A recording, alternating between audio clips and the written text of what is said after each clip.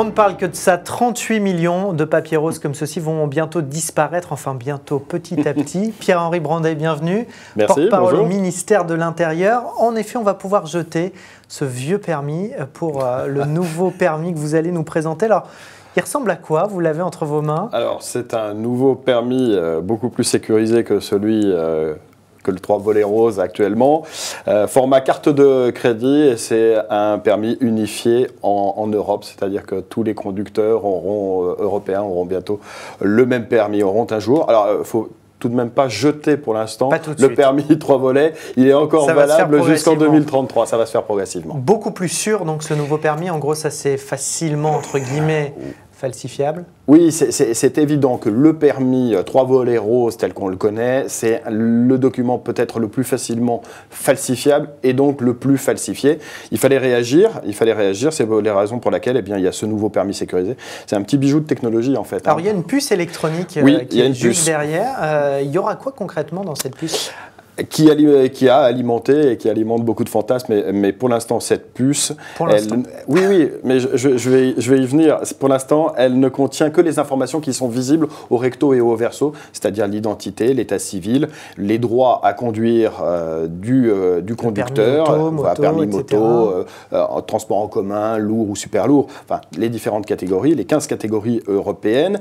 Et pourquoi une puce? Parce qu'on avait le choix, on aurait pu très bien ne pas mettre cette puce, parce que, c'est une puce qui intégrera peut-être demain des services, en tout cas un certain nombre d'informations, ou permettre à l'usager de consulter un certain nombre de choses. Donc c'est aussi un pari sur l'avenir, et de se dire qu'on en fait un outil souple, adaptable, que l'on pourra justement encore moderniser à l'avenir. Mais pour l'instant, on pourra aussi mettre le nombre de points, les contraventions. Alors pour l'instant, on pourrait très bien imaginer finalement la vie du conducteur sur cette puce. Pour l'instant, ce n'est pas le cas.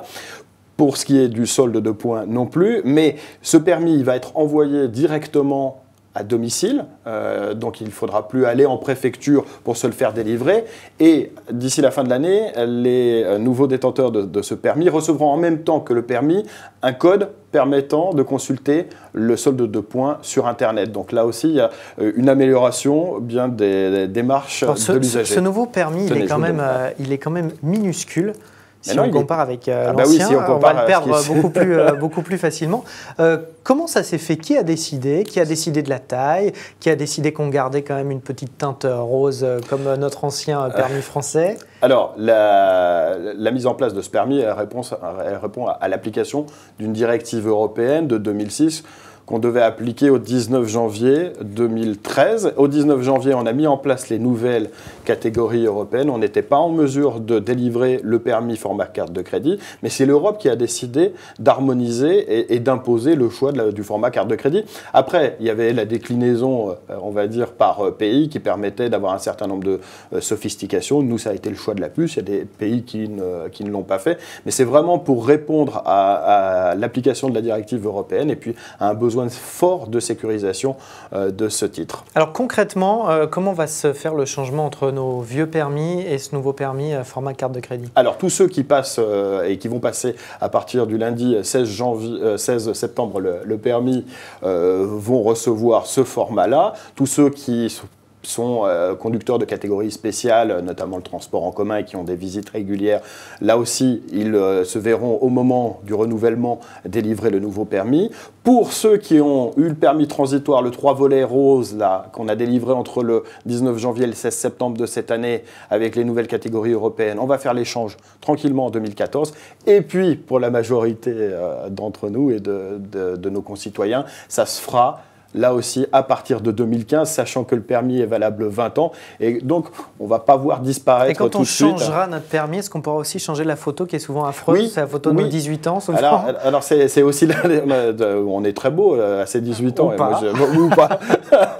Mais en tout cas, il y aura une durée de validité de ce permis, de renouvellement. C'était 5, 10 ou 15 ans qui étaient proposés par l'Union européenne. Nous, on a fait le choix d'un renouvellement tous les 15 ans qui permettra notamment mettre à jour l'adresse et évidemment, pourquoi donc pas ça, de changer de photo. Donc ça, c'est nouveau. Ça veut dire que désormais, on avait le même permis toute une vie, sauf si on le perdait, etc. C'est-à-dire que maintenant, tous les 15 ans, on va être obligé, comme des papiers d'identité, de le renouveler. Sans pour autant repasser le code ou des épreuves Pas de visite médicale non plus pour l'instant. Pour l'instant, non plus, pas de visite médicale, en dehors des visites médicales sur certains pays, et ça, sur certains permis, pardon, et ça continue. Mais en France, pour l'instant, pas de visite médicale si on dépasse 60, absolument, 70 ans, ça n'a pas encore été décidé. Ça va coûter vraiment plus cher si on commence à changer le permis tous les 15 ans. C'est une dépense supplémentaire pour... Ça va coûter déjà à l'usager ou pas du tout? Alors, à la rigueur, ça coûte à tout le monde, puisque ça coûte à la collectivité, mais le permis et la délivrance de ce permis, elle est gratuite. Mais c'est vrai qu'effectivement, comparé au coût de quelques euros de l'ancien permis, le 3 volets rose, là, on a vraiment un produit sophistiqué dont la production avoisine les 30 euros. Donc c'est vraiment, quand je disais petit bijou de technologie, c'est quand même un titre qui est un titre relativement cher. Ça veut dire que ça va aussi coûter de l'argent. Oui, bien sûr.